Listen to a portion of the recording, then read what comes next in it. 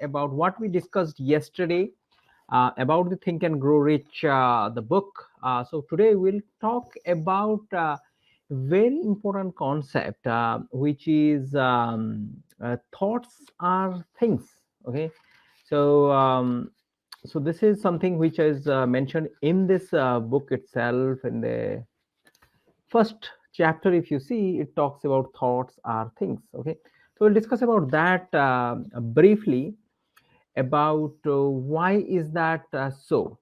Okay, why thoughts are things, or what does that mean? Okay, now if so we'll discuss about more kind of a physical rather than anything which is material or spiritual. Okay, so so what does that mean? Thoughts are things. So thoughts are, it's doesn't have a shape. For example, let me explain you from this book. This also talks about the exact the same thing. Any book you read, it talks about those concepts. Okay, so let me just read it out, which is a really powerful concept as well, very related to the concept what we are going to discuss now, which is okay.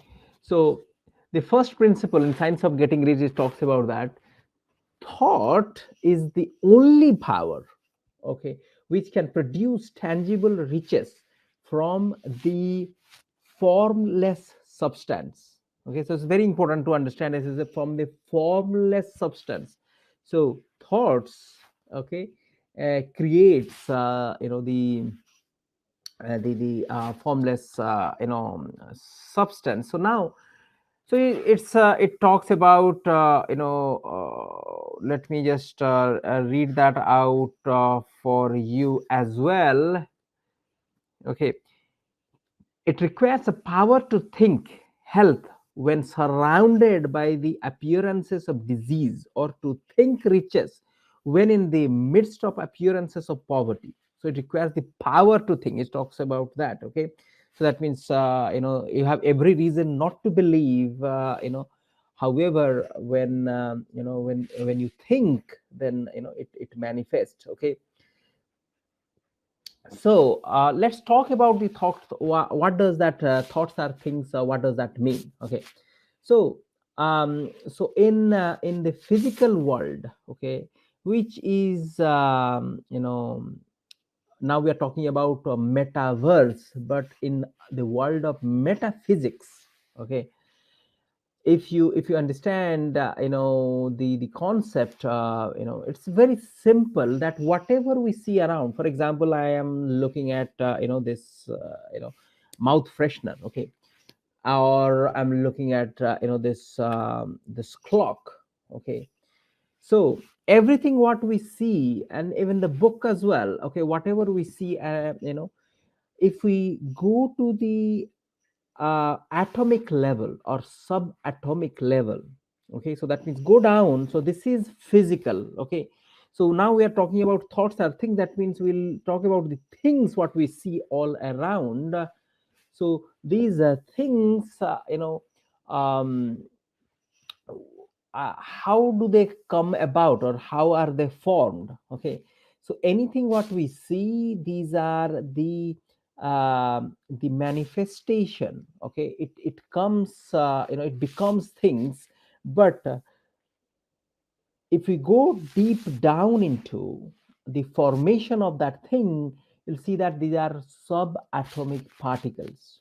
Okay, now if you do not know molecules, if you go disintegrate, the smallest kind of particle, okay, which we cannot disintegrate further. Okay, we just cut it down, cut it down, cut it down, and then the particle, okay, tiniest particle which we cannot be disintegrated, that is called the atom. Okay, now atom can also further go down to a something called a subatomic particles. Okay, now subatomic particles is where we must have come across the electron, proton, and the neutrons. Okay, so At that level, if you see, these are all energy. Okay, now positively charged energy and negatively charged energy, that's the electron and proton, and neutron is neutral. Okay, so that's you see that this is an energy, a positively charged and electron and proton. They with a tremendous force, so they they are revolving around. Okay, now if you see, so that energy, okay, so that means and that energy is formed, and slowly it becomes the things what we see all around. Okay, but deep down it's all the energy, electron and proton. Okay, that energy. Now if we go further now, let's try to connect that energy with our mind. Okay, how the mind can influence that energy. Okay, and the mind has energy. Okay, so mind has energy, or the thought process what we think has energy, that has already been proven.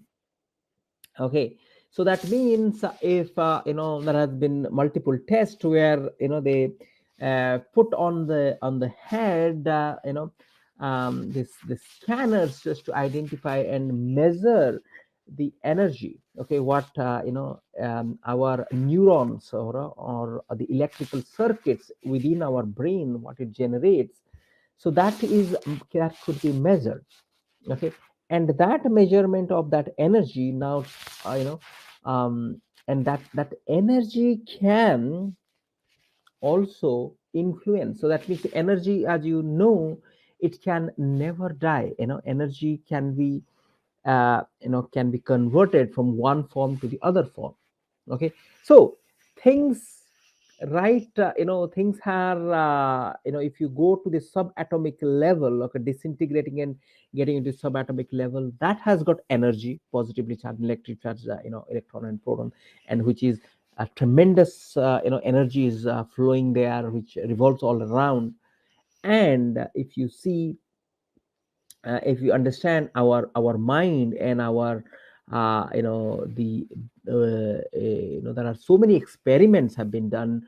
I don't recall that machine, what reads and analyzes and measures that energy our brain produces.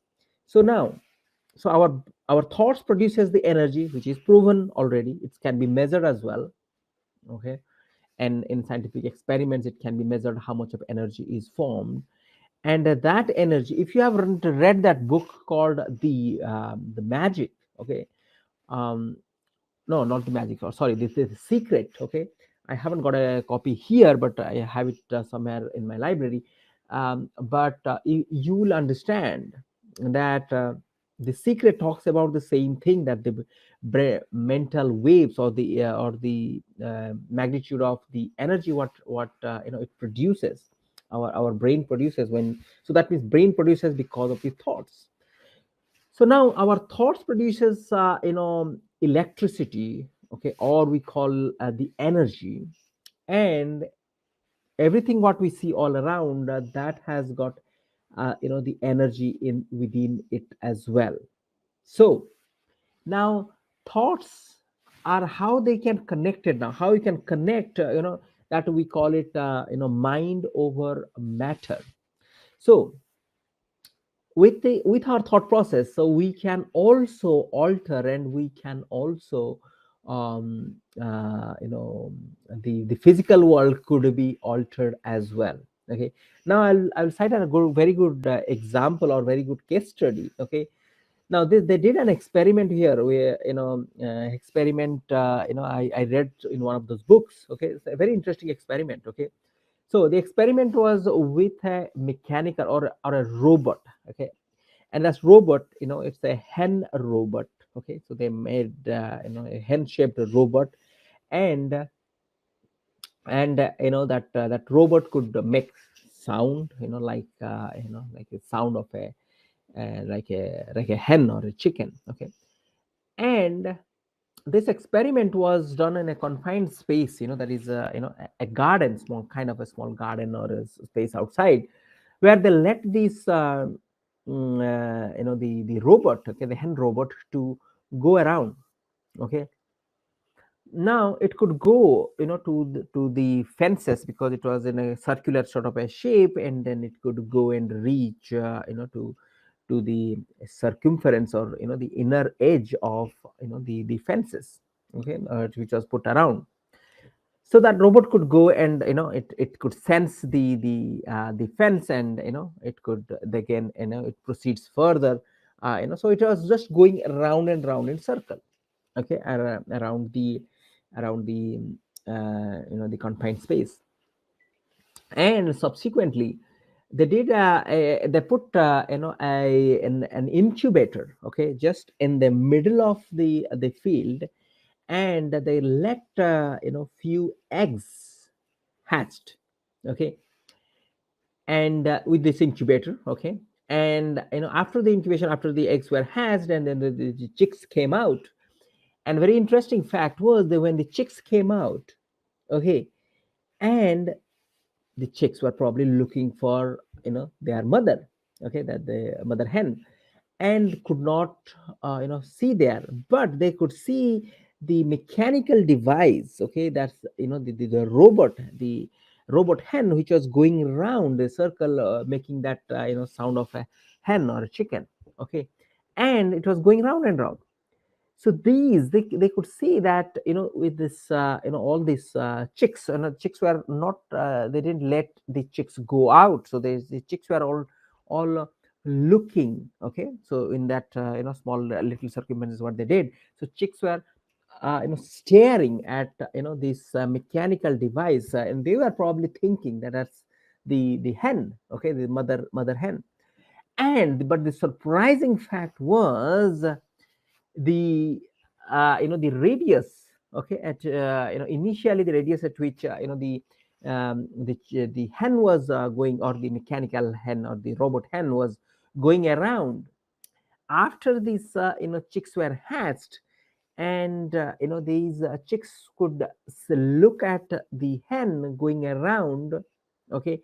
But the scientific experiment, what they did, and they were really startled, they were really surprised, that the hens, the radius, what it was going around this, because it was touching the fence, now it was substantially reduced. It was going around, the the incubator, going around the incubator only, okay. It was, not, going, the robot was not going up to the, up to the fences, okay.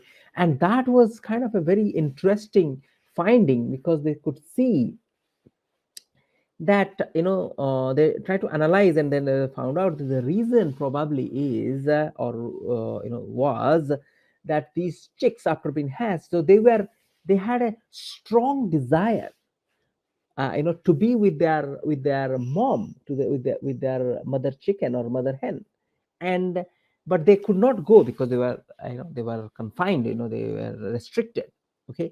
And they were only looking, and they had this strong desire to be with, that robot, okay, or their mother hen, okay. So that got that hen not to that influence that, that mechanical device, even, so much so that it could not go to the extent at which it was going before. And the radius was much shorter now, okay. Just going around the incubator, or where the chicks were, okay. So that means what? That means, that, there is a power, even the chicks, with strong desire. When we have a strong desire of certain things, then there is a power, there, which, restricts, or which can influence, okay, the, the physical beings, or even a machine, okay. So that means that's called mind over the matter, okay. So that's quite important. Even the chicks have their own mind. Just imagine our mind, we human beings, our mind is much more sophisticated, okay. It can think whatever it wants to think, okay. Now we are so powerful. So with that, you know we being the most superior species, okay, And what made us the most superior species is the our ability to think. And just imagine that, I know how much of influence we can have on, everything around us. Okay, what that is why it's called the mind over the matter, or the thoughts can also be converted into things. Okay, this is the connection. And the connection is the energy. Okay, thoughts produces the energy, and everything that we see around has got energy within it. Okay, and that is how it can be connected. When it's connected, then you are able to influence. Okay, just imagine that, as per this book again, whatever we human being hold on, okay, it has to be a clear cut goal, and it has to we have to know, or we need to know what is that we want out of our life. Okay, but with a clear cut goal, what if we have, then we can accomplish, uh, okay, whatever we want to accomplish. Okay, so now, if we hold on to things like, which we do not like, or which gives us unpleasant feelings like anger, hatred, anxiety, and undecisiveness, or whatever, those are not good. Okay, the feelings of which is not good. So what happens here is, if you hold on to those thoughts which produces anger, which produces anxiety, which produces instability in our being, and which produces fear. So those kind of a negative feelings within us, if you hold on to that, okay, if you keep thinking about it, what happens then? We manifest those outside. Okay, and that is why say that thoughts are things. So that means what we think that really matters, and it has got an influence over what we see outside. And that is where it's very very important that we take care, and we should closely observe, okay, what we think. Okay, we have to be very careful with our thought process. Okay, so now let's talk about another aspect of uh, another aspect of this book, which we discussed briefly as well, about the faith. Okay, now this chapter, on faith, that is quite important. Okay, quite an important chapter, and we'll talk about that briefly as well, about the development of faith. Okay, now, development of faith, that is, in this book itself, it is very clearly mentioned that the only way we can develop our faith is by repetition. Okay, repeating what we want. So that means that is about self talk. Okay, talking it loud, okay, or within ourselves. If we are talking, most of the time we talk within ourselves. Okay, but what we talk to ourselves, okay, is so very important that we have to be very very careful of our inner conversation. Okay, and the only way to develop faith is what? By developing a strong and positive self-talk pattern, or auto-suggestion. Okay, is what can design our faith, or it can design our can take us out of fear to faith. Okay, so it's the same thing. But so then how do we develop faith? Okay, that is also very important. I think is how do you speak, the speaking pattern. So you speak things into existence, okay, as if you already have it, again from this book as well. Okay, so you speak things as if you already have it. Okay, even though your mind will reject it. Okay, now as per this book, okay, the science of getting rich, that also talks about the same thing. It requires power to think. That means it requires a tremendous willpower. Okay, to think wealth, health, when you are surrounded, by unhealthy things around us. Okay, when you are surrounded, your thought process is surrounded with all this negative thoughts. it the only way you can make or you can think about whatever we want to think. Okay, ideally you should be thinking is by developing a sense of or a strong willpower. Okay, now this is also very very important. We discussed briefly about it yesterday as well. Okay, the very famous wordings we discussed. you know until you make your unconscious conscious, okay, it will direct your life and you will call it fate. Okay, so that means everything what we do throughout the day, throughout our everyday, and throughout our life, kind of around 99% of the time we are unconscious of things. Okay, so that means we are not consciously doing things. So that is the reason why we feel like we don't have any control on the future. So now here comes about the consciousness. So what is consciousness, that we will be discussing briefly and we'll wrap it up now. So the consciousness is when you are consciously doing certain things. Okay, how can you do things consciously? So what does that mean? Okay, now it's very important concept of consciousness is I am being aware of things happening. If I'm talking to you, okay, with a with the utmost consciousness, if I am having a conversation with you.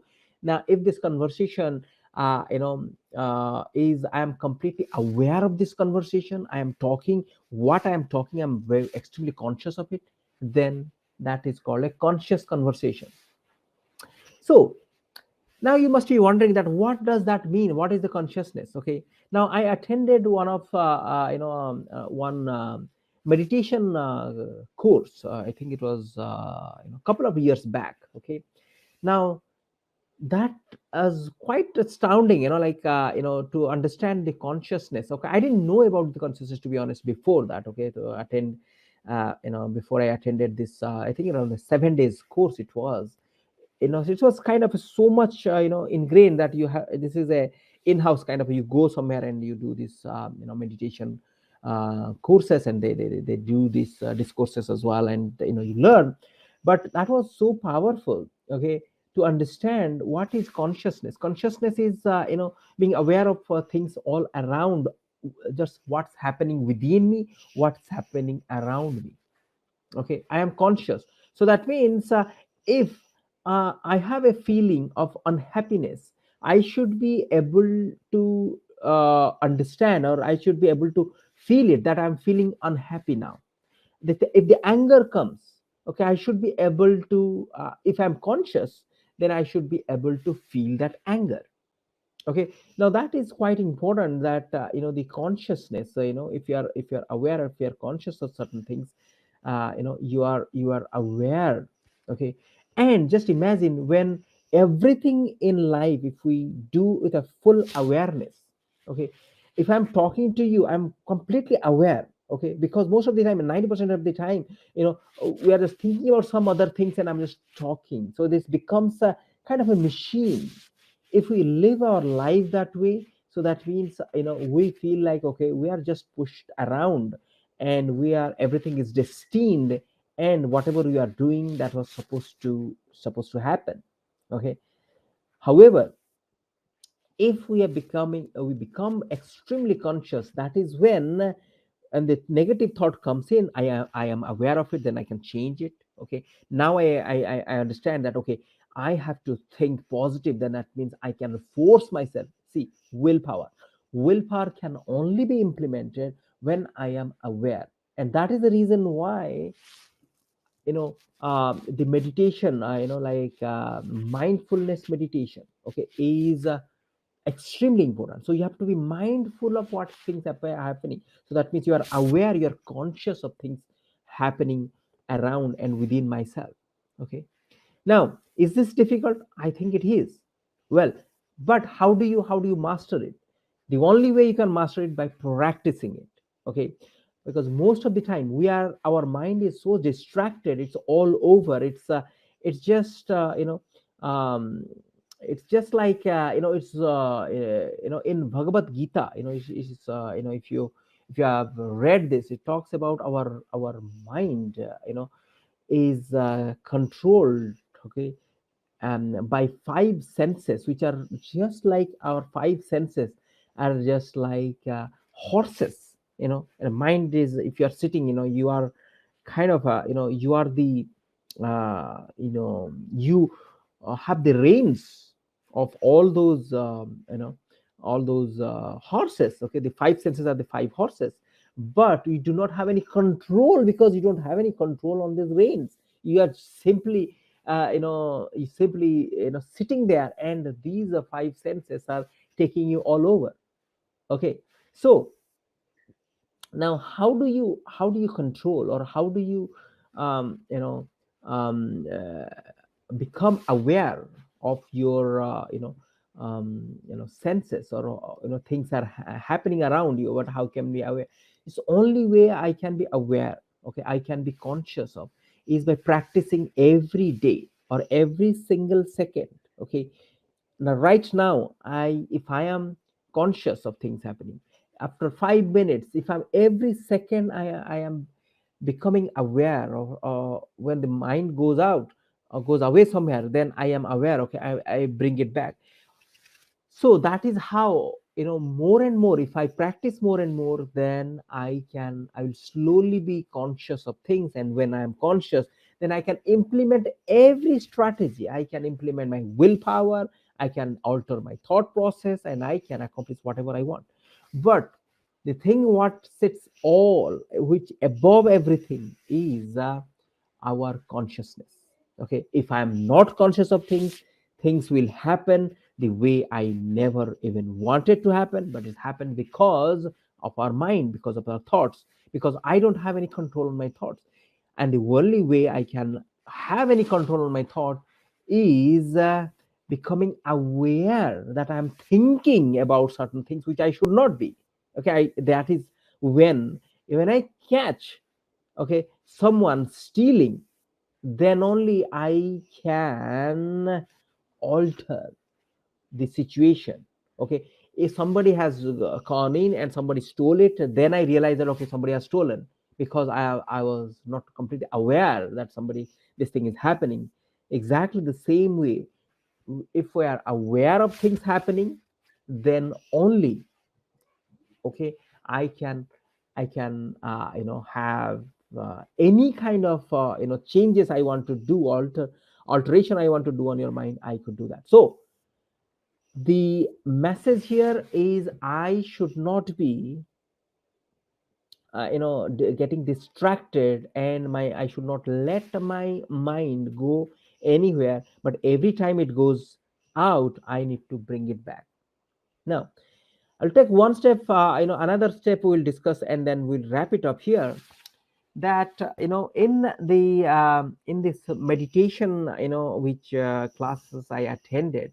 Okay, now this is kind of the meditation which and I learned. It was the Buddha, Gautama the Buddha, his kind of a preachings, and it's very profound, but they have a very simple philosophy of Buddha. It says that, okay, if you are not able to control your mind, because mind is always goes here and there, and everywhere it is. Okay, what you can do, okay, and it's an easier way to control your mind, or to be aware of things happening, is when raising the awareness. Okay, now to is by not observing, or not having a watch on your mind, but mind and your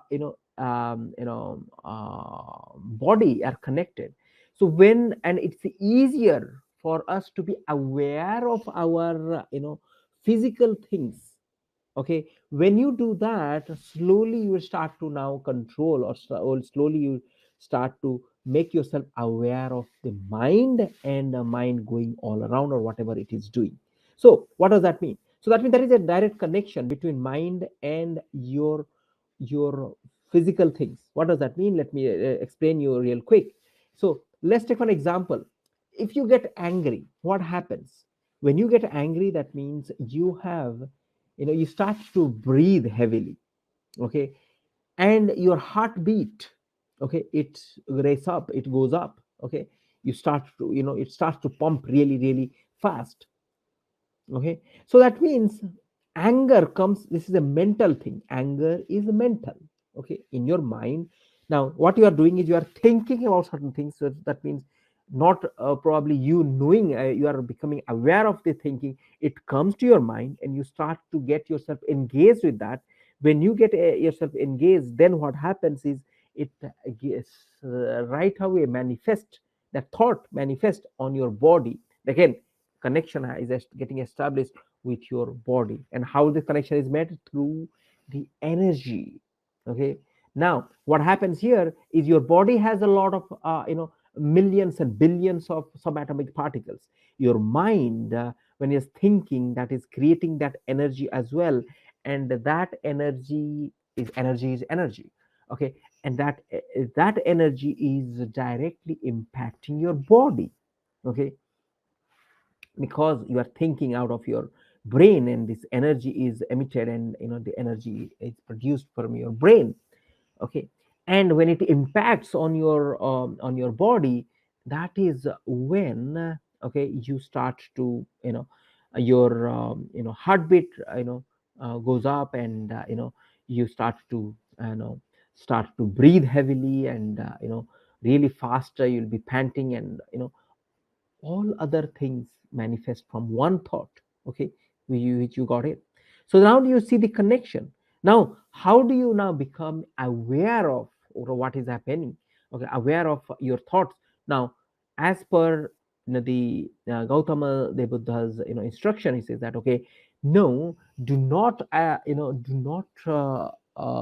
observe your thoughts, but rather observe your breathing, okay, observe your heartbeat, observe your every cell of your body. That is easier than observing your mind, okay. When you're talking about observing, then we are talking about becoming conscious, okay.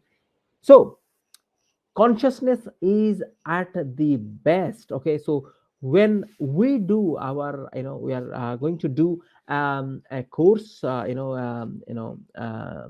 is a kind of a in-depth, again, completely free. You are all welcome to join as well. Either the webinar will be doing an in-depth sort of course on how can you uh, you know practice whatever is been taught on all these books, or how can you practice it, okay, by step. We'll discuss about what, as we discussed today, mindfulness. How can you be mindful of things happening all around, and mindfulness, mindful of things happening within your body. So we'll discuss about that, then we'll discuss about everything what is taught in this book. So that will be quite exciting, guys. With that, I am done, and